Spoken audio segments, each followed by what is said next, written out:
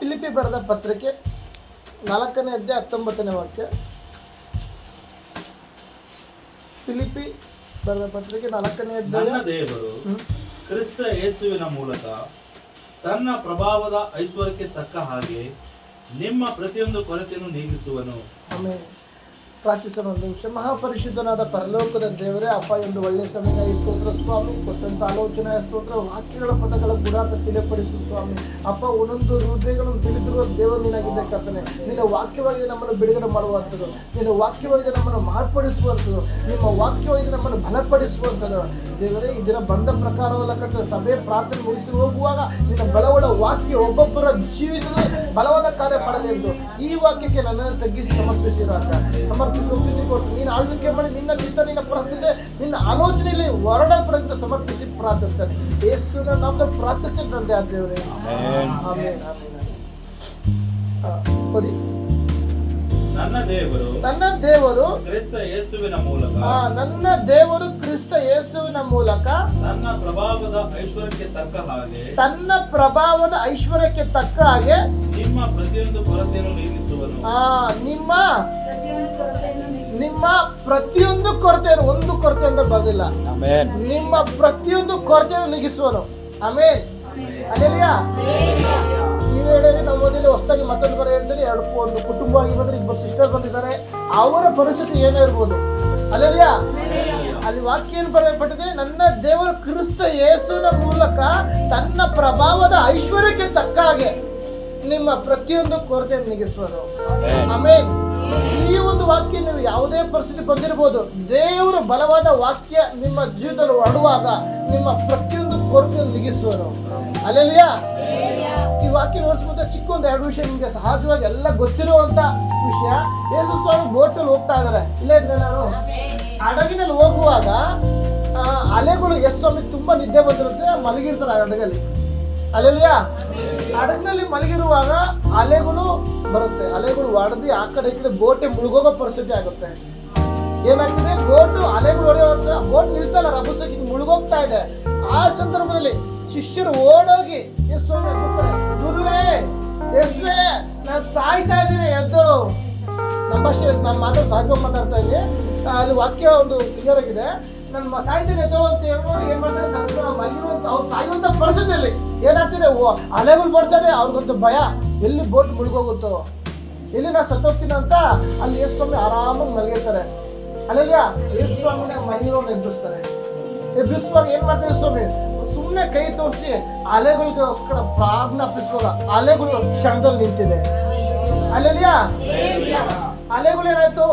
ಯೇಸು ಒಂದೇ ಒಂದು ಮಾತು ಹೇಳುವಾಗ ಅಂತ ಒಂದು ರಭಸವಾಗಿ ಬೋಟೆ ಮುಳುಗೋಗುವಂತ ಪರಿಸ್ಥಿತಿ ಬಂದ್ರು. ಯೇಸು ಒಂದೇ ಒಂದು ಮಾತಿಗೆ ಅಲೆಗಳು ನಿಂತಿದೆ. ಹೌದಲ್ವಾ? ಹಲ್ಲೆಲೂಯಾ. ಇಲ್ಲೇ ಇದ್ರ ಆ ಬೋಟಲ್ಲಿ ಯಾರಿದ್ರು? ಯೇಸು ಸ್ವಾಮಿ ಇದ್ರು. ಈ ದಿನ ನಮ್ಮ ಜೀವಿತ ಪ್ರಯಾಣದಲ್ಲಿ ಯೇಸು ಸ್ವಾಮಿ ಇದ್ದಾರೆ. ಯೇಸು ಸ್ವಾಮಿ ಇದ್ದಾರೆ. ನಾವೇನ್ ಮಾಡ್ತೀವಿ? ನಾವು ಬರುವಂತ ಕಷ್ಟಗಳನ್ನ ನಾವು ಮಾನಸಿಕವಾಗಿ ಚಿಂತೆ ಮಾಡ್ತೀವಿ.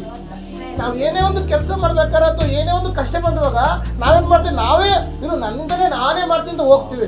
ನೋ, ನಿನ್ನ ಕುಟುಂಬದಲ್ಲಿ, ನಿನ್ನ ಜೀವಿತದಲ್ಲಿ ಕರೆದಾತನೊಬ್ಬನಿದ್ದಾನೆ. ಈ ದಿನ ಆತನಿಗೆ ಒಪ್ಪಿಸುವಾಗ ನಮ್ಮ ಕರ್ತನಾದ ಯೇಸು ಕ್ರಿಸ್ತನ ಮೂಲಕ ತನ್ನ ಪ್ರಭಾವದ ಐಶ್ವರ್ಯಕ್ಕೆ ತಕ್ಕ ಹಾಗೆ ನಿಮ್ಮ ಪ್ರತಿಯೊಂದು ಕೊರತೆ ನೀಗಿಸುತ್ತಾನೆ. ಹಲ್ಲೆಲೂಯಾ. ಎಷ್ಟು ಜನ ನಂಬ್ತೀರಾ? ಎಷ್ಟು ಜನ ನಂಬ್ತೀರಾ? ನಂಬುವರ ಜೀವಿತದಲ್ಲಿ ದೇವರು ಮಾತು ಕಾರ್ಯ ಮಾಡ್ತಾರೆ. ನಾವು ಅನ್ಕೊಂಬತ್ತೇವೆ ನನ್ನ ಕುಟುಂಬದಲ್ಲಿ ಬಿಡುಗಡೆ ಇಲ್ಲ, ನನ್ನ ಗೋಳಾಟವನ್ನು ಕೇಳೋರು ಯಾರು ಇಲ್ಲ, ನನ್ನ ಬಿಡುಗಡೆ ಎಷ್ಟು ದಿನ, 1 ವರ್ಷ ಆಯ್ತು, 2 ವರ್ಷ ಆಯ್ತು, 3 ವರ್ಷ ಆಯ್ತು, 4 ವರ್ಷ, ಯಾವತ್ತಿಗೂ ನನಗೆ ಬಿಡುಗಡೆ. ದೇವ್ರ ಹತ್ರ ಹೋಗ್ತಾನೆ, ಪ್ರಾರ್ಥನೆ ಮಾಡ್ತಾನೆ, ಬರ್ತಾನೆ, ಬಿಡುಗಡೆ ಇಲ್ಲ. ನೋ, ಈ ದಿನ ಅದೇ ಬೋಟಲ್ಲಿ ಮಲಗಿರುವಂತ ಯೇಸು ಸ್ವಾಮಿ ನಿನ್ನ ಜೀವಿತದಲ್ಲಿ ಇದ್ದಾನೆ. ಶಿಷ್ಯರು ಮಾಡುವಂತ ಕೆಲಸ ನಾವು ಮಾಡ್ಬೇಕು. ಹಲ್ಲೆಲೂಯಾ. ಯೇಸು ಸ್ವಾಮಿ ಒಂದೇ ಒಂದು ಮಾತು ಹೇಳುವಾಗ ಅಲೆಗಳು ನಿಂತಿದೆ. ಪ್ರಿಯ ದೇವರ ಮಕ್ಕಳೇ, ಹಲ್ಲೆಲೂಯಾ. ಇನ್ನೂ ಒಂದು ಸಂದರ್ಭ ನೋಡುವುದಾದ್ರೆ, ಗೆರೆಸೀಮೆ ದಾಟಿ ಹೋಗುವಾಗ, ಒಂದು ಕೆರೆ ದಾಟಿ ಹೋಗುವಾಗ ದೆವ್ವ ಹಿಡಿದಂತ ಒಬ್ಬ ವ್ಯಕ್ತಿ ಇರ್ತಾನೆ. ಅವನಲ್ಲಿ ಎಷ್ಟಿರ್ತು? 1-2 ದಂಡು ಒಬ್ಬ ವ್ಯಕ್ತಿ. ಯೇಸು ಸ್ವಾಮಿ ಏನು ಮಾಡಿಲ್ಲ, ಕೆರೆ ದಾಟಿ ಹೋಗ್ತಾ ಇದ್ದಂಗೆ ಅವನಲ್ಲಿರುತ್ತ ದೆವ್ವ ಹಿಡಿದಂತ ಒಬ್ಬ ವ್ಯಕ್ತಿ ಓಡ್ ಬಂದು ಏನ್ ಮಾಡ್ತಾನೆ? ಅವ್ನಿಗೆ ಯಾರನ್ನ ಹೇಳಿದ್ರ?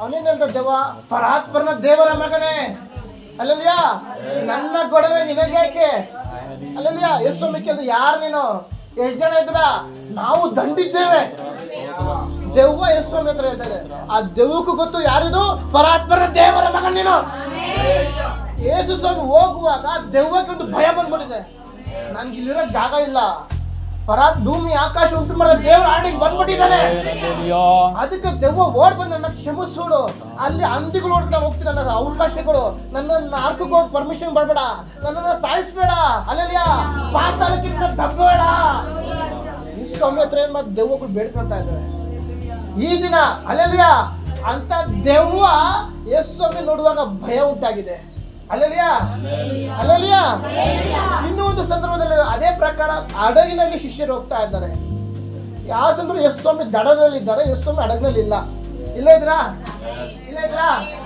ಈ ದಿನ ನಿಮ್ಮ ಕೊರತೆಗಳು ಏನೇ ಇರ್ಬೋದು ನಮ್ಮ ಕರ್ತನಾದ ಕ್ರಿಸ್ತ ಯೇಸುವಿನ ಮೂಲಕ ನಿಮ್ಮ ಪ್ರತಿಯೊಂದು ಕೊರತೆ ನೀಗಿಸುವನು ಈ ವಾಕ್ಯ ಬಲವಾದ ಕ್ರಿಯೆ ಮಾಡ್ತದೆ ನಂಬೂರ ಜೀವಿತದಲ್ಲಿ ಯೇಸು ಸ್ವಾಮಿ ದಡದಲ್ಲಿದ್ದಾರೆ ಎಲ್ಲಿದ್ದಾರೆ ದಡದಲ್ಲಿದ್ದಾರೆ ಸಮುದ್ರದ ಮಧ್ಯದಲ್ಲಿ ಶಿಷ್ಯರು ಹೋಗ್ತಾ ಇದ್ದಾರೆ ಅದೇ ಪ್ರಕಾರ ಸೇಮ್ ಅಲೆಗಳು ಹೊತ್ತು ಬಂದಿದೆ ಯೇಸು ಸ್ವಾಮಿ ಗೊತ್ತಲ್ವಾ ನನ್ನ ಶಿಷ್ಯರಲ್ಲಿ ಹೋಗ್ತಾ ಇದ್ದಾರೆ ಅಲೆಗಳು ಮುಳುಗೋಗ್ತಾ ಇದೆ ಸಮುದ್ರ ಒಡ್ಕೊಂಡು ಹೋಗುತ್ತೆ ಏನ್ ಮಾಡುವ ಆ ಸಂದರ್ಭದಲ್ಲಿ ಸಮುದ್ರದ ಮೇಲೆ ಆತ ನಡೆದು ಬಂದು ಶಿಷ್ಯರನ್ನ ಕಾಪಾಡ್ತು ಅಲೆಲಿಯಾ ಈ ದಿನ ನಮ್ಮ ಜೀವಿತದಲ್ಲಿ ಏನೇ ಕೊರತೆಗಳಿರ್ಬೋದು ಅಲೆಲಿಯಾ ಒಬ್ಬರಿಗೆ ಹೇಳಕ್ ಆಗದೆ ಇರ್ಬೋದು ಕುಟುಂಬದ ಪರಿಸ್ಥಿತಿ ಹೇಳಕ್ ಆಗದೆ ಇರ್ಬೋದು ವೈಯಕ್ತಿಕ ಹೇಳಕ್ ಆಗದೆ ಇರ್ಬೋದು ಆದರೆ ಅಲೆಲಿಯಾ ಈ ದಿನ ಹೊರಗಡೆಯಿಂದ ಬರುವಂತ ಶೋಧನೆ ಬರುವುದಾದ್ರೆ ನೀವು ದೇವ್ರ ಸ್ತೋತ್ರ ಮಾಡಿ ಹೊರಗಡೆ ನಮ್ಮೊಂದು ಹೋರಾಟ ಬರ್ತಿದೆ ಅಂದ್ರೆ ಒಂದು ಆಶೀರ್ವಾದ ಹತ್ರ ಬರ್ತಾ ಇದೆ ಅಂತ ಅದೇ ಹೃದಯದ ಒಳಗಡೆಯಿಂದ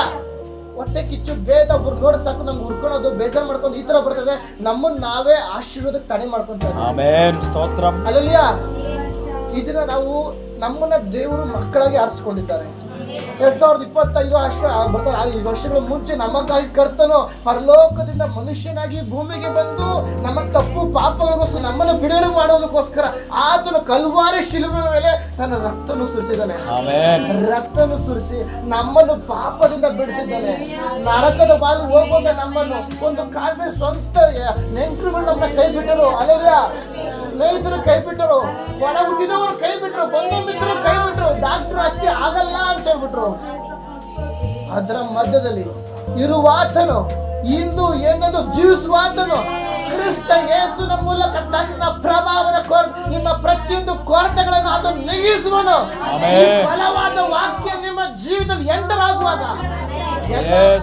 ನೀರಿಸಿ ಆತ ನಡೆಸುತ್ತಾನೆ ಇನ್ನೊಂದು ಇದಕ್ಕೆ ಸಂಬಂಧಪಟ್ಟ ವಾಕ್ಯ ಯಾಕೋಬನ ಬರೆದ ಪತ್ರಿಕೆ 1ನೇ ಅಧ್ಯಾಯ 2ನೇ ವಾಕ್ಯ ಓದೋಣ 1ನೇ ಅಧ್ಯಾಯ 2ನೇ ವಾಕ್ಯ 2-3 ನನ್ನ ಸಹೋದರರೇ ಇಲ್ಲೇ ಇದ್ರೆ ಎಲ್ಲರೂ ಇಲ್ಲಿ ವಾಕ್ಯನ ಅಬ್ಸರ್ವ್ ಮಾಡಿ ನನ್ನ ಸಹೋದರರೇ ನಿಮ್ಮ ನಂಬಿಕೆಗೆ ಆಗುವ ಪರಿಶೋಧನೆಯು ತಾಳ್ಮೆಯನ್ನುಂಟು ಮಾಡುತ್ತದೆಂದು ಏನ್ ಮಾಡುತ್ತೆ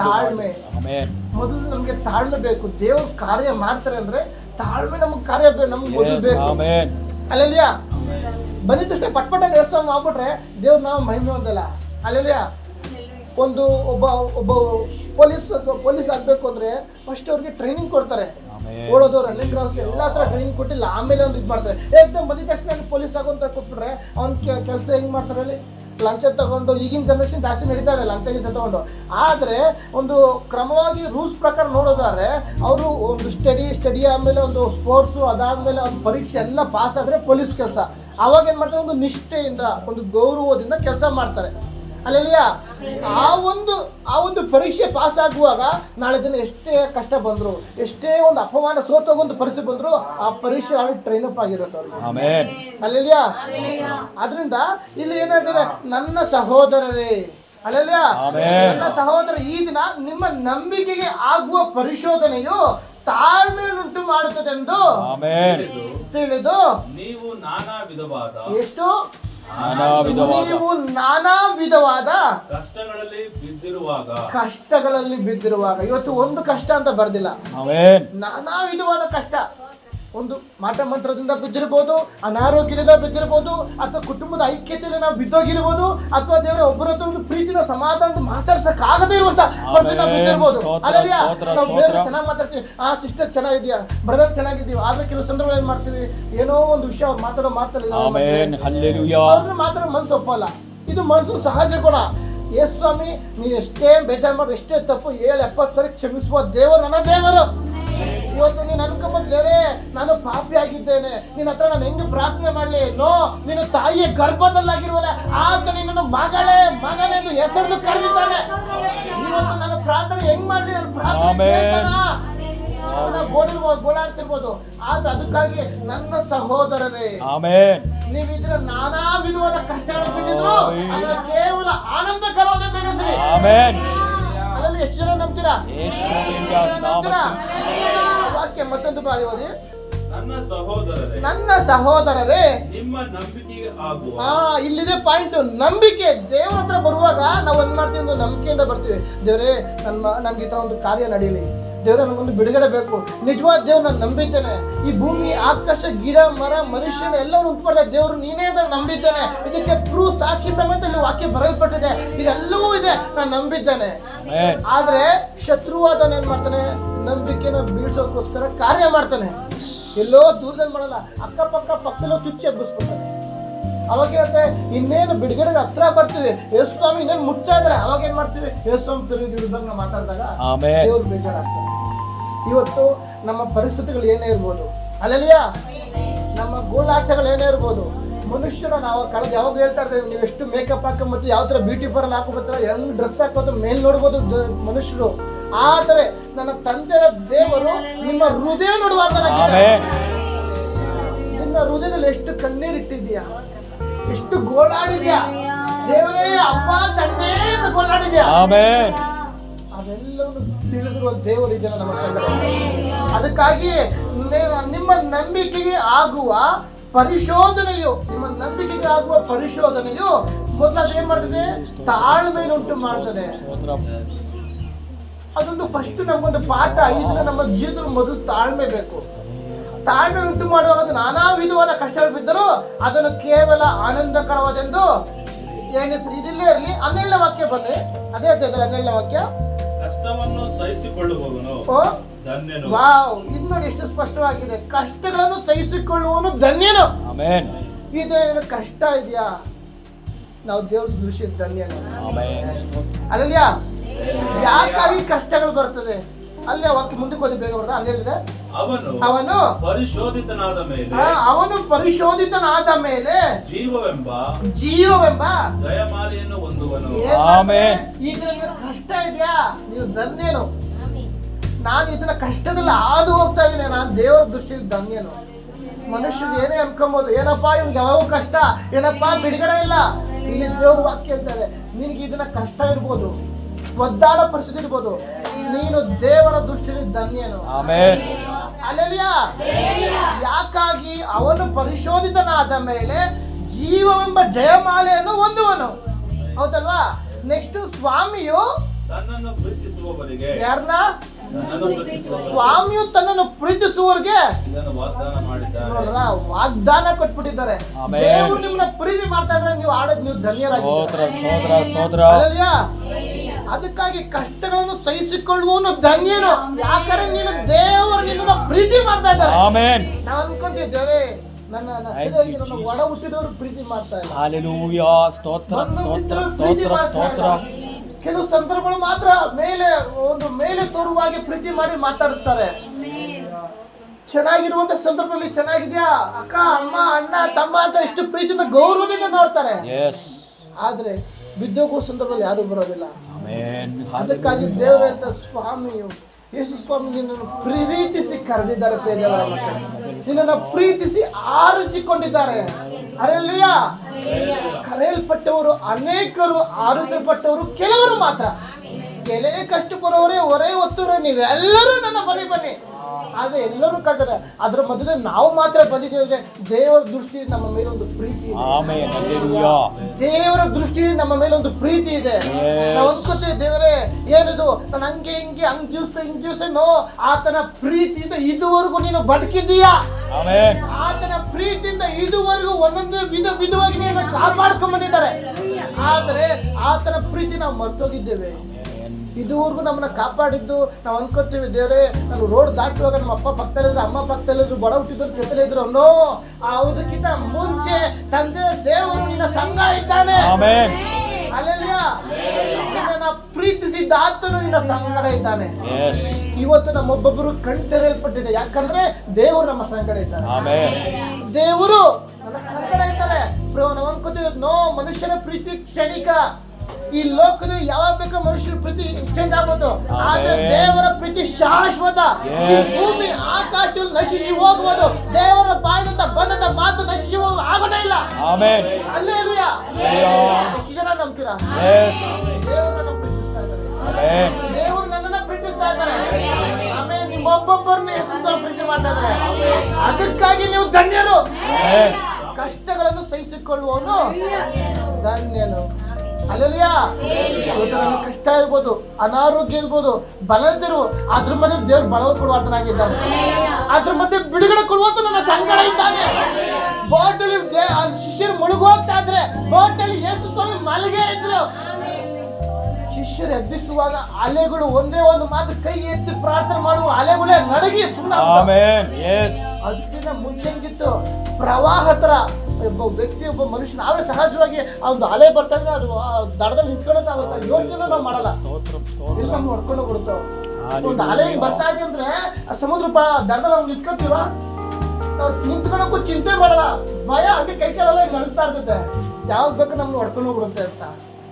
ಆದ್ರೆ ತನ್ನ ಪ್ರಾಣನು ಲೆಕ್ಕಿಸದೆ ಶಿಷ್ಯರ ಸಂಗಡ ಇದ್ದ ಯೇಸು ಸ್ವಾಮಿ ಕೈಗಳೆತ್ತುವಾಗ ಅಲೆಗಳು ನಿಂತಿದೆ. ಹಲ್ಲೆಲೂಯಾ. ಇವತ್ತು ನಿಮ್ಮನ್ನ ಹೊಡ್ಕೊಂಡು ಹೋಗ್ಬೇಕು ಅಂತ ಶತ್ರು ಆದಲು ಕಾರ್ಯ ಮಾಡ್ಬೋದು. ಮರಣಕರ ರೋಗ ತಂದು ನಾಶ ಮಾಡ್ಬೇಕು ಅಂತ ಶತ್ರು ಮಾಡ್ಬೋದು. ಕುಟುಂಬನ ಗಲಿಬಿಲಿ ಮಾಡ್ಬೇಕು ಅಂತ ಶತ್ರು ಮಾಡ್ಬೋದು.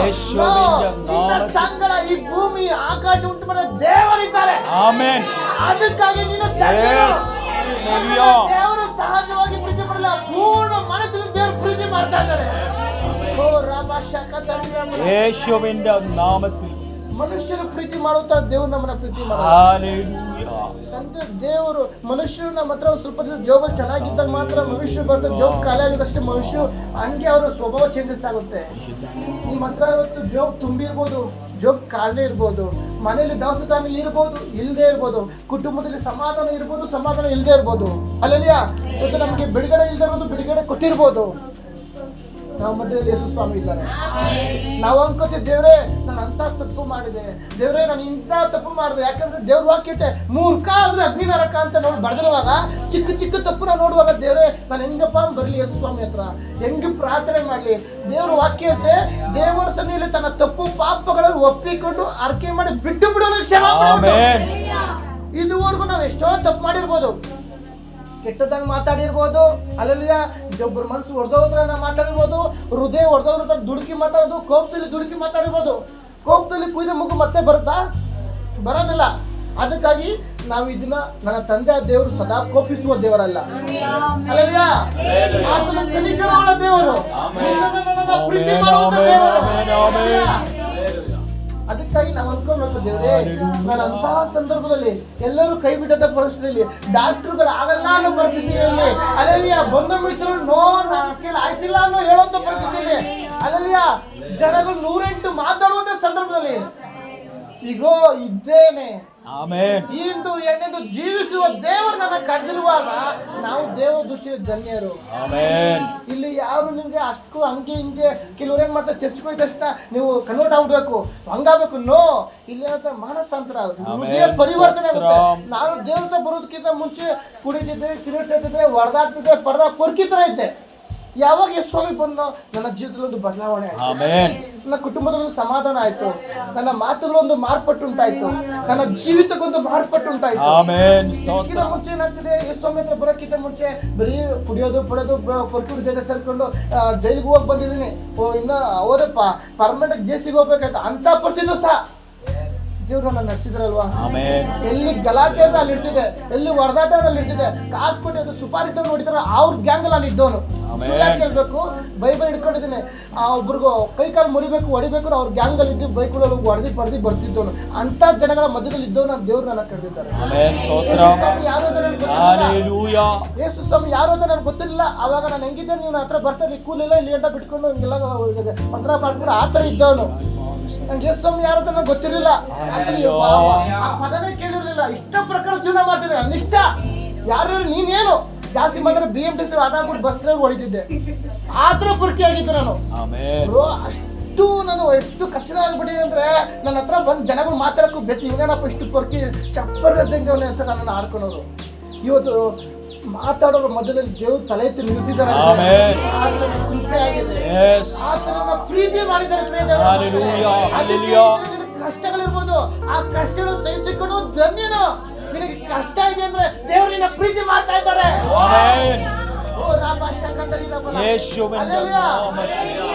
ಅದೇ ಮತ್ತೆ ಸಹೋದರರೇ, ನಿಮ್ಮ ನಂಬಿಕೆಗೆ ಆಗುವ ತಾಳ್ಮೆಯನ್ನು ಪರಿಶೋಧನೆಯನ್ನು ತಾಳ್ಮೆಯನ್ನು ಉಂಟು ಮಾಡ್ತಾ ಇದ್ದು ನೀವು ನಾನಾ ವಿಧವಾದ ಕಷ್ಟಗಳ ಬಿದ್ದರು ಏನಂತ ಆನಂದಕರವಾದ ಕಷ್ಟ ಇದೆ, ನೀವು ಆನಂದ ಪಡ್ರಿ. ದೇವ್ರನ್ನ ಪ್ರೀತಿ ಮಾಡ್ತಾ ಇದ್ದಾರೆ. ನಾನು ದೇವ್ರ ದೃಷ್ಟಿಯಲ್ಲಿ ಧನ್ಯನು. ದೇವ್ರು ನನಗೆ ಬಿಡುಗಡೆ ಕೊಟ್ಟಿದ್ದಾರೆ, ದೇವ್ರು ನನ್ನ ನಡೆಸಿದ್ದಾರೆ. ಹಂಗೆ ಅದನ್ನು ಇಲ್ಲಿದೆ ಪಾಯಿಂಟ್. ನೀವು ಇದುವರೆಗೊಂದು ತಾಳ್ಮೆಯಿಂದ ಇದ್ದೀರಾ, ಹೌದಲ್ವಾ? ನಾವು ಪ್ರಾರ್ಥನೆಯಿಂದ ಇದೀವಿ, ಪ್ರಾರ್ಥನೆ ಮಾಡ್ತಾ ಇದೀವಿ, ದೇವ್ರದ ತಾಳ್ಮೆ ಇದ್ದೀರಿ. ಆ ತಾಳ್ಮೆಯು ಸಿದ್ಧಿಗೆ ಬರಲಿ, ಆಗ ನೀವು ಏನಂದ್ರೆ ಶಿಕ್ಷಿತರು.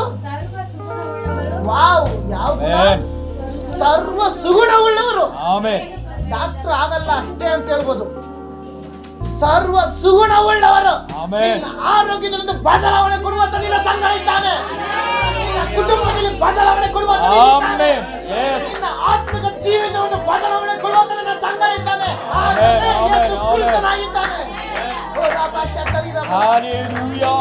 ಪ್ರೀತಿಸಿದ ದೇವರು, ಕಷ್ಟವನ್ನು ಸಹಿಸಿಕೊಂಡು ಧನ್ಯರು ಅಂತ ಹೇಳಿದ ದೇವರು, ಈ ದಿನ ನೀನು ಸರ್ವ ಸುಗುಣ ಉಳ್ಳವನಾಗಿ ಆತನ ಮಾರ್ಪಡಿಸುವ ದೇವರು. ಸರ್ವ ಸುಗುಣ ಉಳ್ಳವರು, ಏನೋ ಕಡಿಮೆ ಇಲ್ಲದವರು.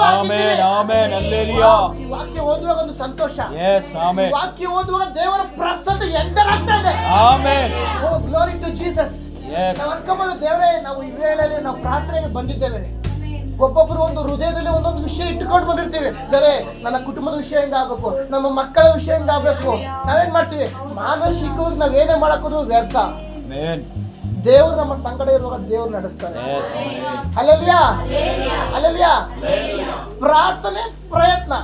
ಕೆಲವ್ರು ಏನ್ ಮಾಡ್ತಾರೆ, ಪ್ರಾರ್ಥನೆ ಮಾಡ್ತಾರೆ ಪ್ರಯತ್ನ ಮಾಡಲ್ಲ. ಕೆಲವ್ರು ಪ್ರಯತ್ನ ಮಾಡ್ತಾರೆ ಪ್ರಾರ್ಥನೆ ಮಾಡಲ್ಲ. ಬಿಡುಗಡೆ ಇಲ್ಲ. ಪ್ರಾರ್ಥನೆ ಮಾಡಿ ಪ್ರಯತ್ನ ಮಾಡು, ಅಲ್ಲಿ ಕಾರ್ಯ ನಡೆಯುತ್ತೆ. ದೇವರೇ ಉಪವಾಸ ಮಾಡ್ತಾ ಇದೀನಿ, ಪ್ರಾರ್ಥನೆ ಮಾಡ್ತಾ ಇದೀನಿ, ಅಲ್ಲೆಲ್ಲಿಯಾ ಸ್ತೋತ್ರ ಸ್ತೋತ್ರ ಅಂತ. ನಿನ್ನ ಪ್ರಯತ್ನ ಇಲ್ಲದೆ ಎಲ್ಲಿಂದ ಬರುತ್ತೆ?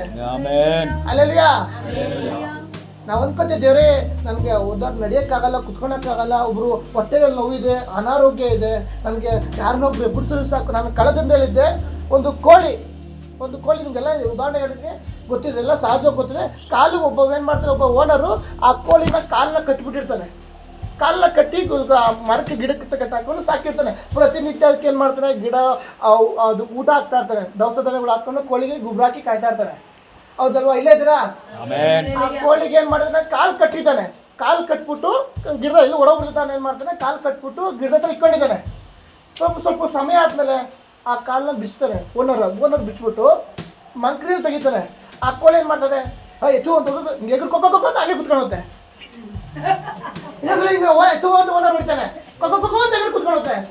ಅದ್ರ ಮೈಂಡ್ ಏನಾಗಿದೆ, ಕಾಲು ಕಟ್ಟಿದೆ, ನನ್ನ ಕಾಲು ಕಟ್ಟಿದೆ, ಕಟ್ಟಿದೆ. ಅಲ್ಲಲ್ಲಿಯಾ ಅದು ಗೊತ್ತಿಲ್ಲ ನನ್ನ ಕಾಲು ಬಿಚ್ಚಿದೆ ಅಂತ. ಅಲ್ಲಲ್ಯಾ? ಅದಕ್ಕೆ ಗೊತ್ತಿಲ್ಲ, ಸರ್ವ ಸುಗುಣವುಳ್ಳವರು ಏನೋ ಕಡಿಮೆ ಇಲ್ಲದವರು ಆಗಿರುವುದೇನಂತ ಗೊತ್ತಿಲ್ಲ. ಅಲ್ಲಲ್ಯಾ? ಬರೆದ ಪತ್ರಿಕೆ 4:19 ವಾಕ್ಯ ಓದಿ ಇಟ್ಲೇನ ಅವಾಗಲೇ ಫಸ್ಟ್ ಬಂದಿದ್ದು. ನನ್ನ ದೇವರು ಕ್ರಿಸ್ತ ಯೇಸುವಿನ ಮೂಲಕ ಯಾವ ತರ ದೇವರ ತನ್ನ ಪ್ರಭಾವದ ಐಶ್ವರ್ಯಕ್ಕೆ ತಕ್ಕ ಹಾಗೆ ಯೇಸುವಿನ ನಾಮದಲ್ಲಿ ವಾವ್ ಅಲ್ಲೇಲೂಯಾ ಇಲ್ಲೇ ಇದ್ರಾ? ನಿಮ್ಮ ಪ್ರತಿಯೊಂದು ಕೊರತೆ ನೀಗಿಸ್ತದೆ. ಒಂದು ಕೊರತೆ ಅಂತಿದ್ಯಾ? ಆ ಕೋಳಿ ಅನ್ಕೋಬಹುದು ನಾನು ಕಾಲು ಕಟ್ಟಿದೆ, ಕಾಲು ಕಟ್ಟಿದೆ, ಓನರ್ ಬಂದು ಓಡ್ಸ ಎದ್ದೋಗಂತ ಅದು ಎಗ್ರೆಗ್ರಿ ಕುತ್ಕೊಂಡ್ಬಿಡುತ್ತೆ. ಅದೇ ಪ್ರಕಾರ ನಮ್ಮ ಮೈಂಡ್ ಸೆಟ್ ಆಗಿದೆ. ಯಾವಾಗ ದೇವರು ನಿನ್ನನ್ನು ಕರೆದಿದ್ದಾರೆ ಈ ಲೋಕದಲ್ಲಿ, ಮಗನೆದು ನಿನ್ನ ದೇವರು ಯಾವಾಗ ನಿನ್ನ ಆರಿಸ್ಕೊಂಡಿರ್ತೀವಿ ಆ ಪದ ನಿನ್ನ ಕಿವಿಗೆ ಬಿತ್ತು, ನಿಂಗೆ ಬಿಡುಗಡೆ ಆಗಿದೆ. ಅದ್ಭುತ ನಡೆದಿದೆ. ನಂಬುವರ ಜೀವನ ದೇವರ ಕಾರ್ಯ. ಯಾಕಾಗಿ ಆತ ನಿನ್ನನ್ನು ಪ್ರೀತಿ ಮಾಡಿದ್ದಾನೆ. ಅಲ್ಲ, ಕಷ್ಟಗಳನ್ನು ಸಹಿಸಿಕೊಳ್ಳುವನು ಧನ್ಯನು. ನೀನು ದೇವರ ದೃಷ್ಟಿಯಲ್ಲಿ ಧನ್ಯನಾಗಿದ್ದೆ, ಅದಕ್ಕೆ ಪ್ರೀತಿ ಮಾಡಿ ಆ ಕಷ್ಟದ ಮಧ್ಯೆ ದೇವರನ್ನ ನಡೆಸ್ತಾ ಇದ್ದಾರೆ. ಅನ್ಕೊಂಡೆ ದೇವರೇ ನಾನು ನಡೆಸಕ್ಕ, ನಾನೇ ಮಾನಸಿಕವಾಗಿ ನಡೀತಾ ಇದ್ದೀನಿ, ನಾನು ಮಾನಸಿಕವಾಗಿ ನಡೀತಾ ಇದ್ದೀನಿ. ನೋ, ದೇವರ ಶಕ್ತಿ ಇಲ್ಲಾಂದ್ರೆ ನಾವು ಎದ್ದೊಳಕ್ಕೆ ಆಗಲ್ಲ. ದೇವರ ಕೃಪೆ ಇಲ್ಲ ನಾವು ಕೆಲ್ಸಕ್ಕೆ ಹೋಗಿ ಬರಕ್ ಆಗಲ್ಲ. ದೇವರ ಕೃಪೆ ಇಲ್ಲ ಮನೆಯಿಂದ ವಸ್ತುವಿಂದ ಆಚೆ ದಾಟಕ್ಕೂ ನಾವು ಆಗೋದಿಲ್ಲ. ಹೌದಲ್ವಾ? ರಾತ್ರಿ ಮಲಗಿರೋ ಬೆಳಗ್ಗೆ ಎದ್ದೊಳೋ ಗ್ಯಾರಂಟಿ ಇಲ್ಲ.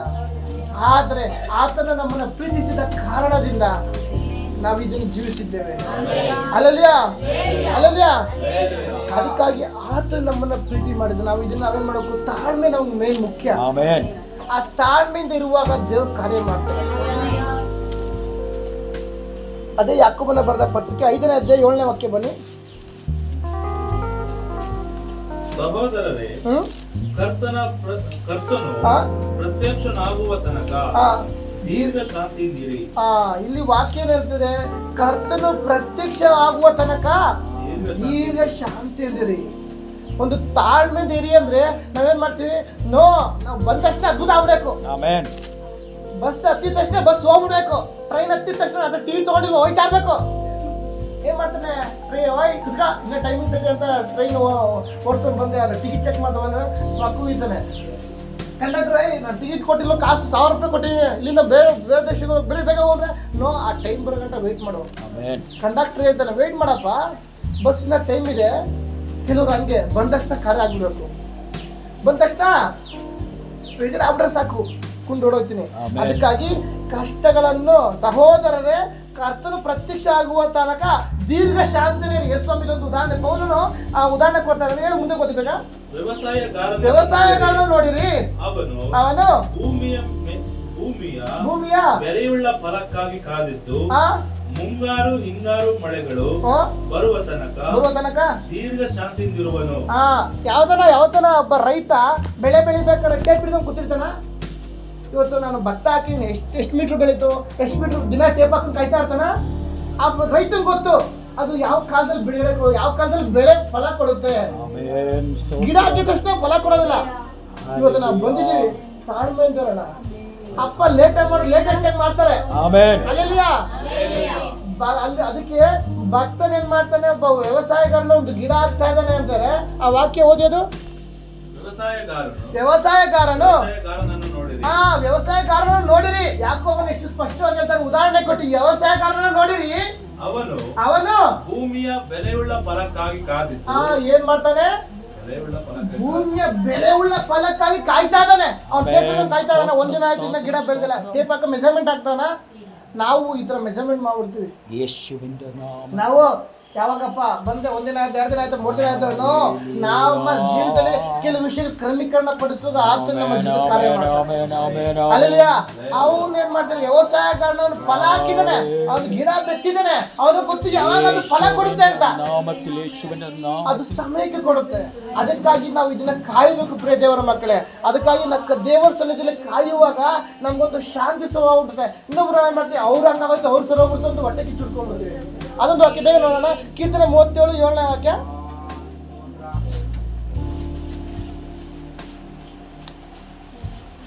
ಕೀರ್ತನೆ 37ನೇ ಅಧ್ಯಾಯ 7ನೇ ವಾಕ್ಯ ಬನ್ನಿ. ಯೆಹೋವನ ಸನ್ನಿಧಿಯಲ್ಲಿ ಆ ಯೆಹೋವನ ಸನ್ನಿಧಿಯಲ್ಲಿ ಶಾಂತನಾಗಿ ಆತನಿಗೋಸ್ಕರ ಕಾದಿರು. ವಾವ್, ಯೆಹೋವನ ಸನ್ನಿಧಿಯಲ್ಲಿ ಶಾಂತನಾಗಿ ಆತನಿಗೋಸ್ಕರ ಕಾದಿರು. ಆಮೆನ್. ಪ್ರಿಯ ದೇವರ ಮಕ್ಕಳೇ, ಆತನಿಗೋಸ್ಕರ ಕಾದಿರುವ ಕ್ರಿಸ್ತ ಯೇಸುವಿನ ಮೂಲಕ ತನ್ನ ಪ್ರಭಾವದ ಐಶ್ವರ್ಯಕ್ಕೆ ತಕ್ಕ ಹಾಗೆ ನಿಮ್ಮ ಪ್ರತಿಯೊಂದು ಕೊರತೆಗಳು ನೀಗಿಸುವನು ಅಂತ ಹೇಳಿದ ದೇವರು ಹೇಳ್ತಾ ಇದ್ದಾರೆ. ಯೆಹೋವನ ಸನ್ನಿಧಿಯಲ್ಲಿ ಶಾಂತನಾಗಿ ಕಾದಿರು. ಆಮೆನ್. ಓ ರಾಬ ಶಂಕರಿ ರಾಬಲ, ಇದರಲ್ಲಿ ನಿನ್ನ ಜೀವನದಲ್ಲಿ ಮಾರ್ಪಟ್ಟು ಉಂಟಾಗಬೇಕು ಅಂದ್ರೆ ಅದಕ್ಕಾಗಿ ನನ್ನ ದೇವರ ಕ್ರಿಸ್ತ ಯೇಸುವಿನ ಮೂಲಕ, ಯಾರ ಮೂಲಕ? ಕ್ರಿಸ್ತ ಯೇಸುವಿನ ಮೂಲಕ ತನ್ನ ಪ್ರಭಾವದ ಐಶ್ವರ್ಯಕ್ಕೆ ತಕ್ಕ ಹಾಗೆ ನಿಮ್ಮ ಪ್ರತಿಯೊಂದು ಕೊರತೆ ನೀಗಿಸೋಣ. ಆಮೆನ್. ಇವತ್ತು ನಿಮ್ಮ ಕೊರತೆಗಳು ಏನು ಅಂತ ನಿಮಗೆ ಮಾತ್ರ ಗೊತ್ತಿರ್ಬೋದು. ಅಲ್ಲಲ್ಯ ಪಕ್ಕದವ್ರು ಗೊತ್ತಿಲ್ಲದೆ ಇರ್ಬೋದು. ಅಲ್ಲಲ್ಯ ನಿನ್ನ ಹೃದಯ ನೋಡುವಂತ ನಿನ್ನ ಪಕ್ಕ ಇದ್ದಾರೆ. ಅಲ್ಲಲ್ಯ ನಾವು ಅನ್ಕೊಂಬಂದು ದೇವರೇ ನನ್ನ ಕುಟುಂಬದಲ್ಲಿ ಹಂಗಾಗ್ತದೆ ಹಿಂಗಾಗ್ತದೆ ಅಂತ ದೇವ್ರ ವಾಕ್ಯ ಬರ್ದಿದಲ್ಲ. ಯಾವ ಕೆಡು ಸಂಭವಿಸೋದು ಉಪದ್ರವ ನಿನ್ನ ಗುಡಾರದ ಸಮೀಪಕ್ಕೂ ಬರೋದಿಲ್ಲ. ಆ ವಾಕ್ಯ ಹಿಡಿದು ಪ್ರಾರ್ಥಿಸಲಿ. ನನ್ನ ಕುಟುಂಬ ದೇವರು ಕರೆಯಲ್ಪಟ್ಟ ಕುಟುಂಬ, ನನ್ನ ಕುಟುಂಬ ದೇವರು ಪ್ರೀತಿಸಿದ ಕುಟುಂಬ. ಯಾವ ಮಾಟ ಮಂತ್ರಕ್ಕೆ ಕುಟುಂಬಕ್ಕೆ ಜಾಗವಿಲ್ಲ. ಯಾವ ಅನಾರೋಗ್ಯ ಕುಟುಂಬಕ್ಕೆ ಜಾಗವಿಲ್ಲ. ಯಾವ ಗಲಿಬಿಲಿಗೆ ಕುಟುಂಬಕ್ಕೆ ಜಾಗವಿಲ್ಲ. ಸಮಾಧಾನ ಕೆಡಿಸುವಂತ ಕಾರ್ಯಗಳಿಗೆ ಕುಟುಂಬದಲ್ಲಿ ಜಾಗವಿಲ್ಲ. ಸಮಾಧಾನ ಪಡಿಸುವಂತ ನನ್ನ ಸಂಗಡ ಇದ್ದಾನೆ. ಆ ಬೋಟಲ್ಲಿ ಇದ್ದ ಪ್ರಕಾರ ಇದೇ ದಿನ ಇದೇ ಗಲಿಗೆ ನಿನ್ನ ಜೀವಿತ ಎಂಬ ಪ್ರಯಾಣದಲ್ಲಿ ಆತನು ಇದ್ದಾನೆ. ಅಲ್ಲೆಲ್ಲಿಯ ನಿನ್ನ ಜೀವಿತದಲ್ಲಿ ಇರುವಾಗ ಆತನು ಒಂದು ಮಾರ್ಪಟ್ಟು ನಡೆಸ್ತಾನೆ.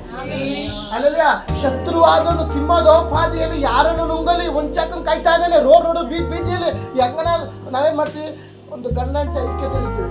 ಏನೋ ಚಿಕ್ಕ ಮಾತು ಬಂತು ತಕ್ಷಣ, ಉದಾಹರಣೆಗೆ ಗಂಡ ಹೆಂಡತಿ ಗಾದೆ ಹೊತ್ತು ಮುಳುಗಂಟ ಅಂತ, ಒಂದು ತಿಂದು ಮುಳುಗಂಟ ಅಂತ ಸಹಜ ಗಾದೆ ಜನಗಳು ಮಾತಾಡ್ತಾರೆ. ಅದೇ ಪ್ರಕಾರ ನಾವು ಜೀವಸೂರಾಗಿರ್ಬೇಕು. ಇವತ್ತು ಗಂಡ ಹೆಂಡತಿ ನಾವು ಮಾತಾಡ್ತೀವಿ, ಒಂದು ಚಿಕ್ಕದಲ್ಲಿ ಗಲಾಟೆ ಆಯಿತು ಅಂದರೆ ನಾವು ಅಲ್ಲೇ ಮರ್ತೋಗ್ಬೇಕು, ದ್ವೇಷ ಮಾಡಬಾರ್ದು. ಆಮೆನ್. ದ್ವೇಷ ಯಾವಾಗ ಮಾಡ್ತೀವಿ, ಗಂಡ ಹೆಂಡತಿ ಹಿಂಗಿದ್ದು ಹಿಂಗಾಗ್ತಾರೆ, ಅವಾಗ ಆರಾಮಾಗಿ ಶತ್ರುವಾದನ ಮಧ್ಯೆ ಬರ್ತಾನೆ. ಶತ್ರುವಾದ ಬಂದು ಅವಾಗ ಇಲ್ಲಿ ಬಂದು ಕಿವಿ ಊದ್ತಾನೆ, ನೀನು ಹೆಂಡತಿ ಹಿಂಗೆ ಅಂದ್ಬಿಟ್ಲಲ್ಲ, ನೀನು ಕೋಪ ಬರಲ್ವಾ? ಅವಾಗ ಇಲ್ಲಿ ನಿನ್ ಗಂಡ ಹಿಂಗೆ ಅಂದ್ಬಿಟ್ಲ, ನೀನು ಕೋಪ ಬರಲ್ವಾ? ಅವಾಗ ಅಂತ ಗಂಡ ಹೆಂಡತಿ ಕಿತ್ತ ಆಡ್ತಾರೆ. ಅದೇ ಜನಗಳಿಗೆ ಚಿಕ್ಕ ವಿಷಯ ಗೊತ್ತಾ, ಏನ್ರಿ ಗೊತ್ತಾದವ್ರ ಮ್ಯಾಟ್ರು ಪಕ್ಕ ಮಾಡ್ಕೊಂಡ್ರೆ ಆಗ ಅವ್ರು ಎಲ್ಲೋ ಇದ್ದರು, ಆ ಕಿವಿ ಉದ್ದಿಗ್ಬಿಡ್ತಾರೆ. ಏನು ಅವ್ರು ಎಲ್ಲೋ ಇರ್ತಾರೆ, ಪಕ್ಕದ ವಿಷಯ ಇರ್ಬೇಕು, ಏನು ಕಿವಿ ಉದ್ದ ಆಗ್ಬಿಡುತ್ತೆ. ಅಲ್ಲದ್ಯಾ? ಅದಕ್ಕಾಗಿ ಈ ದಿನ ನಮ್ಮ ಕುಟುಂಬದ ಸಮಾಧಾನ ಪಡಿಸುವಂತ ನನ್ನ ಸಂಗಡ ಇದ್ದಾನೆ. ಅಲ್ಲದ್ಯಾ? ಇವತ್ತು ನಮ್ಮ ಕುಟುಂಬದಲ್ಲಿ ಸಮಾಧಾನ ಪಡಿಸುವಂತ ಇಷ್ಟ ಅಂತೀರಾ? ಅದಕ್ಕಾಗಿ ಕುಟುಂಬದಲ್ಲಿ ಐಕ್ಯತೆ ಅಂದಿರೋಣ. ಜಗಳ ಬರುತ್ತೆ, ಮನಸ್ತಾಪ ಬರುತ್ತೆ, ಅಲ್ಲೇ ಬಿಟ್ಬಿಡೋಣ. ನಾವು ಯಾರು ಗಂಡ ಹೆಂಡತಿ ದೇವ್ರು ನಮ್ಮನ್ನ ಒಂದು ಮಾಡಿದ್ರು. ದೇವ್ರ ವಾಕ್ಯದ ನಾನು ಕಟ್ಟಿದ್ರು ಯಾರು ತೆರಲಾರರು, ನಾನು ತೆರೆದ್ರೆ ಯಾರು ಮುಚ್ಚಲಾರರು ಅಂತ. ಇವತ್ತು ನನ್ನ ಗಂಡ ನನ್ನ ಮಾತು ಕೇಳ್ತಾ ಇರ್ಬೋದು, ನನ್ನ ಹೆಂಡತಿ ನನ್ನ ಮಾತು ಕೇಳ್ತಾ ಇರ್ಬೋದು, ನನ್ನ ಮಕ್ಕಳು ನನ್ನ ಮಾತು ಕೇಳ್ತಾ ಇರ್ಬೋದು. ನೀವು ಪ್ರಾರ್ಥನೆ ಮಾಡ್ರಿ.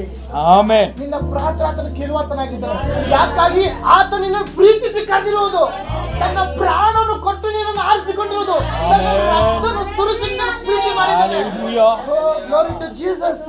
ಬಲವಾದ ಕಾರ್ಯ ನಮ್ಮವರ ಜೀವಿತದಲ್ಲಿ ಅದು ಪ್ರವೇಶ ಮಾಡ್ತಾ ಇದೆ. Glory glory glory to Jesus. ನಾವು ಈ ರೀತಿ ಇರಬೇಕು. ಯಾವತ್ತೂ ಸಹ ನಮ್ಮ ಮನೆಯ ವಿಷಯ ನಾವು ಮನೇಲಿ ಇಟ್ಕೊಬೇಕು ಹೊರತು ಬೇರೆಯವ್ರಿಗೆ ಹೇಳಕೋಬಾರ್ದು. ನಾವೇನ್ ಮಾಡ್ತೀವಿ, ನಾನು ಅವಾಗಲೇ ಹಿಂಗೆ ಸಹಜವಾಗಿ ಒಂದು ಹೆಂಗಸರು ಒಂದು ಕುತ್ಕೊಂಡು ಮಾತಾಡ್ಬೇಕು ಏನಾಗುತ್ತೆ, ಅವ್ರ ಮನೆ ತೂತು ಇವ್ರ ಮನೆ ತೂತು ಮಾತಾಡ್ತಾರೆ. ನಮ್ಮ ಮನೆ ದೋಸೆ ಮುದ್ದೆ ತೂತು ಅಂತ ಗೊತ್ತಿಲ್ಲ. ಅಲ್ಲಲ್ಲ, ಎಲ್ಲಾರ ಮನೆ ದೋಸೆ ತೂತಾದ್ರೆ ಕೆಲವು ಮನೆ ಮುದ್ದೆನೂ ತೂತಾಗ್ಬಿಟ್ಟಿರ್ತೈತೆ. ಯಾಕಂದ್ರೆ ಅಲ್ಲಲ್ಲ, ಯಾಕಂದ್ರೆ ನಾವು ಒಂದು ಸ್ಥಳದಲ್ಲಿ ಕೂತಿದ್ದೀವಿ, ಸಹೋದರ ಸಹೋದರಿ ಒಟ್ಟಾಗಿ ಎಷ್ಟೋ ರಮ್ಯವಾಗಿದೆ ಅಂತ ದೇವ್ರ ವಾಕ್ಯ ಹೇಳುವಾಗ ನಾವು ಒಂದು ಸ್ಥಳದಲ್ಲಿ ಸೇರಿದ್ದೇವೆ ಅಂದ್ರೆ ದೇವರ ವಿಷಯ ಇದ್ರೆ ಮಾತ್ರ ಮಾತಾಡಬೇಕು. ದೇವ್ರ ವಿಷಯ ಏನಿದೆ, ನನ್ನ ಜೀವಿತ ದೇವ್ರು ಏನ್ ಕಾರ್ಯ ಮಾಡಿದ್ರೆ ನಿನ್ನ ಜೀವಿತ ಮಾಡ್ತಾರೆ ನಂಬಿಕೆಯಿಂದ ಇರ್ರಿ. ಇನ್ನು ಇವತ್ತು ನನ್ನ ಜೀವಿತ ಅಂದು ದೇವ್ರು ಬಲವಾದ ಕಾರ್ಯ ಮಾಡಿದ್ರು, ಅದು ಸಾಕ್ಷ್ಯ ಇದೆ. ಇಂದು ನಿನ್ನ ಜೀವಿತ ದೇವ್ರು ಬಲವಾದ ಕಾರ್ಯ ಮಾಡ್ತಾರೆ. ಇಂಥ ಮಾತು ನಮ್ಮಲ್ಲಿ ಬರ್ಬೇಕು. ನಾವೇನ್ ಮಾಡ್ತೀವಿ, ಬಂದಿದ ತಕ್ಷಣ ಚೆನ್ನಾಗಿದ್ರೇನ್ರಿ, ಚೆನ್ನಾಗಿದ್ಯಾ, ಅವ್ರ ಮನೆ ದೋಸೆ ಹಿಂಗ ಇದೆ, ಅವಾಗ ಏನ್ ಮಾಡ್ತಾರೆ, ಅವ್ರು ಏನೋ ಅಡ್ಗೆ ಮಾಡ್ತಾರೆ, ಅವರು ಏನ್ರಿ ಕಿವಿ ಹಂಗೆ ಕಲಾಟ ಆಗ್ಬಿಡ್ತದೆ. ದೋಸೆ ಹಾಕ್ತಾ ಇರ್ತಾರೆ, ಇನ್ನೇ ತಿರ್ವಾಗ್ತಾ ಇರ್ತಾರೆ, ಪಕ್ಕ ಮನೆ ವಿಷಯ ಮಾತಾಡ್ತಾರೆ, ಹಂಗೆ ಮಾಡ್ತಾರೆ, ಕಿವಿಗಳು ಉದ್ದ ಆಗ್ಬಿಡುತ್ತೆ. ಏನೇನೋ ಮಾತಾಡ್ತಿದ್ದೀರ, ಏನಾಯ್ತು? ಇಲ್ಲ ಅವ್ರ ಮನೆ ಹಿಂಗಾಯ್ತು. ಹೌದಾ? ಹಂಗೆ ಇನ್ನೂ ಬೆಟ್ಟಿಗೆ ಇನ್ನೂ ತುಪ್ಪ ಸುರಿತಾರ. ಹೌದಾ? ನಾನು ಮೊನ್ನೆ ಹೇಳ್ದೆ, ನಾನು ಮಾತೇ ಕೇಳಿಲ್ಲ. ಕೆಲವು ಜನಗಳು ಹಿಂಗೆ, ಹೌದಲ್ಲ? ಅದನ್ನ ಮನುಷ್ಯರ ಹತ್ರ ಮಾತಾಡೋದು ವ್ಯರ್ಥ, ದೇವ್ರ ಹತ್ರ ಮಾತಾಡೋದು ವ್ಯರ್ಥ ಆಗೋದಿಲ್ಲ. ನೀನು ದೇವ್ರ ಹತ್ರ ಮೊರೆ ಇಟ್ಟಾಗ ನಿನ್ನ ಮೊರೆ ವ್ಯರ್ಥ ಆಗಲ್ಲ. ಅದಕ್ಕಾಗಿ ಆತ ನಿನ್ನನ್ನು ಪ್ರೀತಿಸಿ ಕರೆದಿದ್ದಾನೆ. ಕಷ್ಟಗಳನ್ನು ಸಹಿಸಿಕೊಳ್ಳುವನು ಧನ್ಯನು. ಅಲ್ಲೆಲ್ಲ ಅದಕ್ಕಾಗಿ ಯೆಹೋವನ ಸನ್ನಿಧಿಯಲ್ಲಿ ಶಾಂತನಾಗಿ ಆತನಿಗೋಸ್ಕರನೇ ಕಾದರು. ಅಲ್ಲಿ ಒಬ್ರಿಗೋಸ್ಕರ ಅಂತ ಬರ್ದಿದ್ಯಾ ಅಥವಾ ಗಂಡನಿಗೋಸ್ಕರ ಬರ್ದಿದ್ಯಾ, ಚಿಕ್ಕಪ್ಪನಿಗೋಸ್ಕರ ಅಂತಾನೆ ಬರ್ದಿದ್ಯಾ? ಅಲ್ಲೆಲ್ಲ ಯೆಹೋವನ ಸನ್ನಿಧಿಯಲ್ಲಿ ಶಾಂತನಾಗಿ ಆತನಿಗೋಸ್ಕರ ನೀನು ಕಾದಿರು. ನೀನು ನೆಕ್ಸ್ಟ್ ಬಿ ಭಾಗದಲ್ಲಿ ನೋಡುವಾಗ ಓದಿ ಬ್ರದರ್, ಕೀರ್ತನೆ 37:7. ಕುಯುಕ್ತಿಗಳನ್ನು ನೆರವೇರಿಸಿಕೊಂಡು ಅಭಿವೃದ್ಧಿ ಹೊಂದುವವನು ನೋಡಿ ಉರಿಗೊಳ್ಳಬೇಡ. ನಾವು ಅನ್ಕೋತೀವಿ ದೇವ್ರೆ ಅವ್ನು ಕುಯುಕ್ತಿ ಮಾಡ್ತಾ ಇದ್ದಾನೆ, ಅಷ್ಟು ಮೋಸ ಮಾಡ್ತಾ ಇದ್ದಾನೆ, ಹಂಗಿದ್ದಾನೆ, ಅವ್ನು ಹಂಗ್ ಬೆಳಿತಾನೆ, ಅವ್ನೋಡು ಹುಡ್ಕೊಂಬೇಡ ನೀನು. ಅಲ್ಲಲ್ಲಿಯ ಅವ್ರನ್ನ ನಾವು ಹುಡ್ಕೊಂಡ್ರೆ ನಮ್ಮ ಜೊತೆ ಉರಿತಾ ಇರ್ತೈತೆ. ಅಲ್ಲಲ್ಲಿಯ ನೀನ್ ಕಂಗೆಟ್ರೆ ನಾನೇನೋ ಕಂಗೆಡಿಸೋಣ, ದೇವ್ರ ವಾಕ್ಯ ಬರುತ್ತೆ, ನಾನು ಹೇಳ್ತಿಲ್ಲ. ಅಲ್ಲಲ್ಲಿಯ ಅದಕ್ಕಾಗಿ ಯೆಹೋವನ ಸನ್ನಿಧಿಯಲ್ಲಿ ಶಾಂತರಾಗಿ ಕಾದಿರು. ಒಬ್ರು ಅವರು ಏನೋ ಒಂದು ಕುಯುಕ್ತಿ ಮೋಸ ಮಾಡಿ ಬೆಳಿತಿದ್ದಾರೆ ಅಂದ್ರೆ ದೇವ್ರು ಎಲ್ಲ ಬೆಳೆಸ್ಬೇಕೋ ಬೆಳೆಸ್ಬಿಡ್ತಾರೆ. ಅಲ್ಲಲ್ಲಿಯ ನನ್ನ ಜೊತೆ ಹೇಳಿದ್ರೆ ನನ್ನ ಜೊತೆ ಒಬ್ಬ ಫ್ರೆಂಡ್ ಸ್ನೇಹಿತನೇ, ನಾನು ಅವಾಗ ಇನ್ನೂ ಫಿಲಿಪ್ಸ್ ಕೆಲಸ ಮಾಡ್ಬೇಕಾದ್ರೆ ನಾನು ಸಹಜವಾಗಿ ಕೆಲಸ ಮಾಡ್ತಿದ್ದೆ. ಸಹಜವಾಗಿ ಒಂದು ಎಷ್ಟು ಮಾಡ್ಕೋಬೇಕು ಅಷ್ಟು ಮಾಡ್ತಿದ್ದೆ. ನಮ್ಮ ಫ್ರೆಂಡ್ ಏನು ಮಾಡ್ದ, ಒಂದು ತಿಂಗಳಿಗೆ 7 ಲಕ್ಷ 8 ಲಕ್ಷ ಮೇಲೆ ದಾಟಿಸ್ಬಿಟ್ಟ. ಅವಾಗ ಇನ್ನು ಮೋದಿ ಸರ್ಕಾರ ಬಂದಿರಲಿಲ್ಲ. ಒಬ್ಬ ಬ್ಯಾಂಕಲ್ಲಿ 50,000 ಮೇಲೆ ಇಕ್ಕಂಗಿಲ್ಲ, ಅದ್ರ ಮೇಲೆ ಇಟ್ಟು GST ಟ್ಯಾಕ್ಸ್ ಕಟ್ಟಬೇಕಿತ್ತು. ನನ್ನ ಸ್ನೇಹಿತ ಏನು ಮಾಡೋದು, ನಾನೊಂದು ಲಿಮಿಟಾಗಿ ಮಾಡ್ತಿದ್ದೆ. ಯಾಕಂದರೆ ದೇವ್ರಿಗೆ ಗೊತ್ತು ಜಾಸ್ತಿ ಮಾಡೋದು ಅದು ತಪ್ಪ ಆಗುತ್ತೆ ಅಂತ ಲಿಮಿಟ್ ನಾನು ಮಾಡ್ತಿದ್ದೆ ಕೆಲಸ. ನನ್ನ ಕೆಲಸದಲ್ಲಿ ಅಂತೂ ಇದೆಲ್ಲ ಕೆಲಸ ಅದೇ ಥರ ಕೆಲಸ ಲಿಮಿಟು. ಆದ್ರೆ ನನ್ನ ಸ್ನೇಹಿತ 8-9 ಲಕ್ಷ ಅಂತ ಮಾಡ್ತಾ. ಒಂದು ದಿವಸ SBI ಬ್ಯಾಂಕವ್ರು ಬಾಳಪ್ಪ ಮಾತಾಡೋಣ ಅಂತ ಕರೆದ್ರು. ನಿನಗಿರುವಂಥ 20,000 ತಿಂಗಳಿಗೆ ಲಕ್ಷ ಟರ್ನ್ ಓವರ್ ಆಗ್ತದೆ, ಹೆಂಗೆ ನಂಗೆ ಇದಕ್ಕೆ ಲೆಕ್ಕ ಕೊಡಿ, ನೀನು ದುಡ್ಡು ಕೊಡ್ತೀನಿ. ಅವನೇ ಲೆಕ್ಕ ಕೊಟ್ಟಿದ್ರೆ ಫಿಲಿಪ್ಸ್ ಕಂಪ್ನಿಯವ್ನು ಹಾಕು ನಂದೊಂದು ಕೇಸು, ನನಗೆ ಮೋಸ ಮಾಡಿ ದುಡ್ಡು ಮಾಡ್ತಾವನೆ. ಸೆಕೆಂಡ್ ಇವ್ನು SBI ಬ್ಯಾಂಕವನು ಮೋಸ ಮಾಡಿ ಹಾಕೊಂಡು ದುಡ್ಡು ಡಬಲ್ ಕೇಸ್ ಆದಾಗ ಏನಂತೆ, ಅವ್ನು ಒಳಗೆ ಹೋಗ್ತಾನೆ, ಅವ್ನು ದುಡ್ಡೆಲ್ಲ ನಾಶ ಆಗುತ್ತೆ. ಯಾಕಂದ್ರೆ ಕುಯುಕ್ತಿ ಮಾಡ್ಕೊಂಡು ಏನು ಮಾಡಬೇಕು, ಎಲ್ಲಿ ಮಾಡಬೇಕು ದೇವ್ರು ಕಿತ್ತೆಸೋದ್ರು. ಲಾಸ್ಟೆಲ್ಲ ಬ್ಯಾಂಕ್ ಅವ್ನು ಈ ದುಡ್ಡೆಲ್ಲ ಕಿತ್ಕೊಂಡು ಈ 4 ಲಕ್ಷ 1.5-2 ಲಕ್ಷ ನಿನ್ಗೆ ಕೊಡ್ತೀನಿ, ನಿನ್ಗೆ ಮಿಕ್ಕಿದ್ದು ನಾನು ಕೊಡಲ್ಲ, ಬೇಕು ಅಂದ್ರೆ ನಂಗೆ ಲೆಕ್ಕ ಕೂಡ ಎತ್ಕೊಂಡು ಹೋಗು. ಅಷ್ಟು ದಿವಸ ಎಲ್ಲ ಅವ್ರ ತಲೆ ಮೇಲೆ ಕೈಟ್ ಕೆಲಸ ಮಾಡ್ದ. ಕೊನೆಯಲ್ಲಿ ಏನಾಯ್ತು, ಯಾರ್ದೋ ದುಡ್ಡು ಎಲ್ಲಮ್ಮನ ಜಾತ್ರೆ ಅಂತ ಎಲ್ಲ ಯಾರ್ದೋ ಬಾಯಿಗೆ ತೊಗೊಂಡೋಗ್ತ, ಹೌದಲ್ವಾ? ಅದರಿಂದ ಕುಯುಕ್ತಿ ಮಾಡೋನು ಕುಯುಕ್ತಿ ಮಾಡ್ತಾ ಇರ್ತಾನೆ, ಅಪಮಾನ ಮೋಸ ಮಾಡೋ ಇನ್ನೂ ಮೋಸ ಮಾಡ್ತಾ ಇರ್ತಾನೆ. ಆದ್ರೆ ದೇವರು ಸಲ ನಾವ್ ಹೆಂಗಿದ್ದೀವಿ. ಅದಕ್ಕಾಗಿ ಅಲ್ಲಲ್ಲಿಯ ನಿನ್ನ ಕಷ್ಟಗಳನ್ನು ಸಹಿಸಿಕೊಳ್ಳುವುದು ಧನ್ಯನು. ದೇವರು ನಿನ್ನ ಪ್ರೀತಿ ಮಾಡಿ ಕರ್ತಿದ್ದಾನೆ. ಅದಕ್ಕಾಗಿ ಯೆಹೋವನ ಸನ್ನಿಧಿಯಲ್ಲಿ ಶಾಂತವಾಗಿ ಆತನಿಗೋಸ್ಕರ ನೀನು ಕಾದಿರು. ಆತನಿಗೋಸ್ಕರ ನೀನು ಕಾಯುವಾಗ ನಿನ್ನ ಪ್ರಾರ್ಥನೆ ಆತನ ಮರುತ್ತರ ಕೊಡ್ತಾನೆ. ನಿನ್ನ ಕಣ್ಣೀರಿಗೆ ಆತನ ಮಾರ್ಪಟ್ಟು ಉಂಟು ಮಾಡ್ತಾನೆ. ನಿನ್ನ ವೇದನೆ ಆತನ ಬದಲಾಯಿಸ್ತಾನೆ. ನಿನ್ನ ಕುಟುಂಬದ ಜೀವಿತ ಆತನ ಬದಲಾಯಿಸ್ತಾನೆ. ಅಲ್ಲೆಲ್ಲಿಯ ಕಡೆದಾಗ ಒಂದು ವಾಕ್ಯ, ಯೆಶಾಯ ಪ್ರವಾದನ ಗ್ರಂಥ 12ನೇ ವಾಕ್ಯ.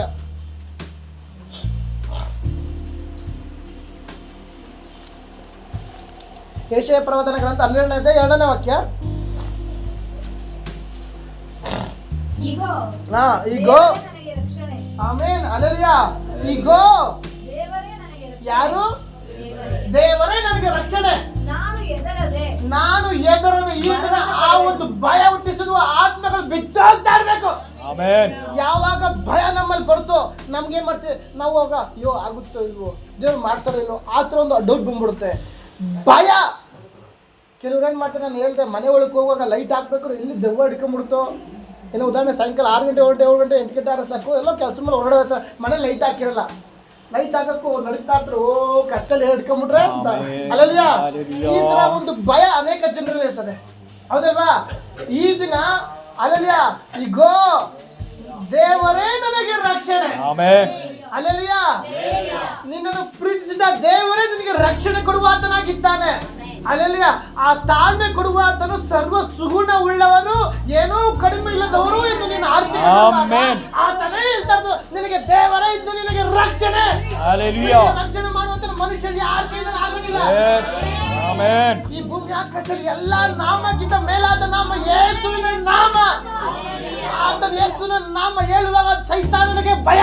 ಯೇಸುವಿನ ನಾಮ ಹೇಳುವಾಗ ಶತ್ರುವಿಗೆ ನಡುಕ ಉಂಟಾಗುತ್ತೆ.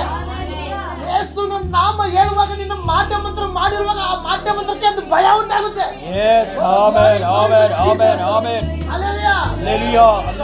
ಗುಣವುಳ್ಳವರು, ಏನೂ ಕಡಿಮೆ ಇಲ್ಲದವರು ಎಂದು ನಿನ್ನ ಆಗಿರುವ ನಿಮ್ಮನ್ನು ನಡೆಸಿಕೊಂಡಿರುವಾಗ ಆತನು ಹೇಳ್ತಾ ಇದ್ದಾನೆ, ನೀನು ದೀರ್ಘ ಶಾಂತನಾಗಿ ಆತನ ಸನ್ನಿಧಿಗೆ ಆಮೆನ್. ಯಾಕಾಗಿ ದೇವರೇ ನಿನಗೆ ರಕ್ಷಕನು, ಆಮೆನ್.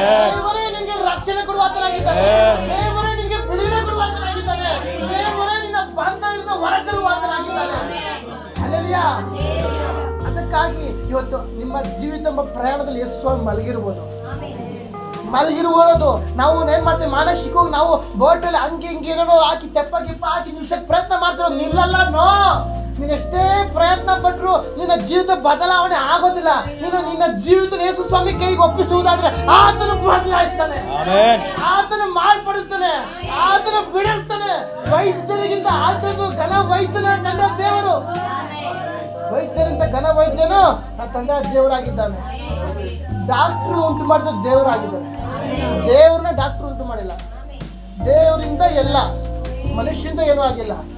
ಮನುಷ್ಯ ಜಸ್ಟ್ ಮಣ್ಣಿಂದ ಆತನ ಉಂಟು ಮಾಡಿ ತನ್ನ ಮೂಗಿನಲ್ಲಿ ಜೀವ ಶ್ವಾಸ ಇರುವಾಗ ಇವತ್ತು ನಾವು ಉಸಿರಾಡ್ತೀವಿ ಅಂದ್ರೆ ಆತನ ಗಾಳಿ ಆಗಿದೆ. ಅಲ್ಲಲ್ಲಿಯ ಉದಾಹರಣೆಗೆ ನಾನು ಗಾಳಿ ಎಸ್ಬಿಡ್ತೀನಿ ಅಂತ ಎಷ್ಟು ದೇವ ಸುಮ್ಮನೆ ಹಂಗಂಬಿಟ್ರೆ ಭೂಮಿಲಿ ಒಂದೊಂದು ಕ್ರಿಮಿ ಕೀಡನೂ ಬದುಕಲ್ಲ. ಹೌದಲ್ವಾ? ನಾವೇನು ಮಾಡ್ತೀವಿ, ನಾವು ಉದಾಹರಣೆಗೆ ಯಾರಿಗಾನ ಏನೋ ಒಂದು ಕಾಸು ಕೊಟ್ಬಿಟ್ರೆ ಅಥವಾ ನನ್ನ ವಾಹನ ಬೈಕು ಕಾರ್ ಏನೋ ಕೊಟ್ಬಿಟ್ರೆ ಮಾಡ್ಕೊಂಡು ನಾವು ಹೋಗಿ ಕಿತ್ಕೊಂಡ್ಬಿಡ್ತೀವಿ. ನನ್ನ ಗಾಡಿ ನೀನು ಹಂಗೆ ಮಾಡ್ಬಿಟ್ಟೆ ಹಿಂಗೆ ಮಾಡ್ಬಿಟ್ಟೆ ಅಥವಾ ನನ್ನ ವಸ್ತು ಹಿಂಗೆ ಮಾಡ್ಬಿಟ್ಟೆ ಅಂತ. ಹೌದಲ್ವಾ? ದೇವರು ನಮ್ಮನ್ನು ಪ್ರೀತಿಸಿ ಈ ಭೂಮಿಯಲ್ಲಿ ಭಕ್ತರು ಹೇಳ್ತಾನೆ, ದಾವೀದನು ನಾನು ತಾಯಿಯ ಗರ್ಭದಲ್ಲಿ ಪಿಂಡವಾಗಿರ್ಬೇಕಾದ್ರೆ ನಿನ್ನ ಕಣ್ಣು ನನ್ನ ಮೇಲೆ ಬಿತ್ತು. ಹೊಟ್ಟೆಯಲ್ಲಿ ನಾವು ಜಸ್ಟ್ ಪಿಂಡವಾಗಿ ಅವಾಗೇ ದೇವ್ರು ನನ್ನ ಕರೆದು ಆರಿಸ್ಕೊಂಡು ಇದುವರೆಗೆ ಎಲ್ಲಿ ಗಂಟೆ ಹೊತ್ತೆ ಕುದುರೆ ಹೋಗ್ತಾ ಇರಲಿ ಬಿಟ್ಟು ಒಂದು ಸಮಯ ಬಂದಾಗ ದೇವ್ರು ಹಿಡಿತಾರೆ. ಆವಾಗ ಹಿಡಿಯುವಾಗ ನಾವು ಅನ್ಕೊಬೋದು ನಾವು ಇಷ್ಟ ಪ್ರಕಾರ ಹೋಗ್ತಾ ಇದ್ವಿ, ಇಷ್ಟ ಪ್ರಕಾರ ನಮ್ಮ ಕುಟುಂಬ ನಡೀತಾ ಇದೆ, ಇಷ್ಟ ಪ್ರಕಾರ ನಮ್ಮ ಯಜಮಾನ ಹೋಗ್ತಾ, ಇಷ್ಟ ಪ್ರಕಾರ ನನ್ನ ಮಕ್ಕಳು ಹೋಗ್ತಾ ಇದ್ರೆ ನೋ, ಒಂದು ಸಮಯ ಉಂಟು, ಒಂದು ಸಮಯ ಉಂಟು. ಆದರೆ ನನ್ನ ದೇವರು ಸದಾ ಕೋಪಿಸಿಕೊಳ್ಳುವ ದೇವರಲ್ಲ, ಆತನು ಕನಿಕರವುಳ್ಳ ದೇವರು. ದೇವ್ರು ಕೋಪ ಮಾಡ್ಕೊಂಡು, ಹೌದಾ ನನ್ನ ವಿರುದ್ಧ ಇಷ್ಟೆಲ್ಲ ಕಾರ್ಯ ಮಾಡ್ದ ಉಂಟು, ನಾನು ಗಾಳಿ ನಿಲ್ಲಿಸ್ತೀನಿ ಅಂದ್ಬಿಟ್ರೆ ಬದುಕಕ್ಕಾಗುತ್ತಾ? ಇವತ್ತು ಒಂದೇ ಒಂದು ನಿಮಿಷ ದೇವರು, ಒಂದು ನಿಮಿಷ ಬೇಡ 5 ನಿಮಿಷ ಭೂಮಿಲಿ ಗಾಳಿನ ಆಫ್ ಮಾಡ್ಬಿಟ್ರೆ ನಾವುತ್ತೆ ಎಲ್ಲ ಬಸ್ಕೆಟ್ ಅಲ್ಲ ಬಿಸ್ಕೆಟ್ ಹಂಗೆ ಅಲ್ಲೇ ಬಿಸ್ಕೆಟ್ ಅಲ್ಲ ಅಲ್ಲೇ ಉಂಟಾಗ್ಬಿಡ್ತೀವಿ. ಹೌದಲ್ವಾ? ದೇವರು ಎಷ್ಟು ಪ್ರೀತಿ ಮಾಡಿದ್ದಾರೆ. ನಾವು ಎಷ್ಟೇ ಕೋಪ ಮಾಡ್ರು, ಎಷ್ಟೇ ದೇವ್ರ ದುಡುಕ್ ಮಾತಾರೋ, ಎಷ್ಟೇ ಕೆಟ್ಟದಾಗ ಮಾತಾರೋ, ದೇವ್ರ ಹೃದಯ ನೋವಾಗತ್ರ ಮಾಡ್ರು ಸಹ ದೇವ್ರು ನಮ್ಮನ್ನ ಪ್ರೀತಿಸ್ತಾರೆ. ಆದ್ರಿಂದ ಲಾಸ್ಟ್ ವಾಕ್ಯ, ಈಗೋ ನನ್ನ ದೇವರೇ ನನಗೆ ರಕ್ಷಕನು, ನಾನು ಎದರದೆ ಭಯಪಡೇನು. ಹಲ್ಲೆಲೂಯಾ. ನನ್ನ ಬಲವು ಕೀರ್ತನ ಯೆಹೋವನದೇ, ಆತನೇ ನನಗೆ ರಕ್ಷಕನು. ಆಮೇನ್. ಈ ವಾಕ್ಯ ಮುಖಾಂತರ ದೇವ್ರು ನಿಮ್ಮೆಲ್ಲರೂ ಆಶೀರ್ವದಿಸಲಿ. ಅವಕಾಶ ಕೊಟ್ಟ ದೇವ್ರಿಗೂ ದೇವ ಸೇವಕರು ವಂದನೆ ಸಲ್ಲಿಸ್ತಾನೆ. ಆಮೇಲೆ